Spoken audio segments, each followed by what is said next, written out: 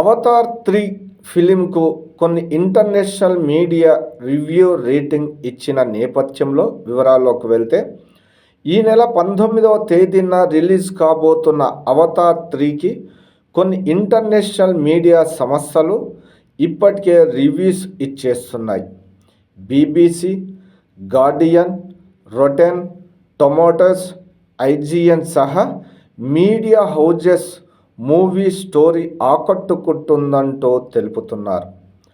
Cameroon baking, action చాలా బాగుందంటూ, కొన్ని scenes గతంలో చూసాం అనే ఫీలింగ్స్ కూడా కలుగుతాయంటూ బీబీసీ 1.5 రేటింగ్, గార్డియన్ 2.5 రేటింగ్స్ ఇచ్చాయి.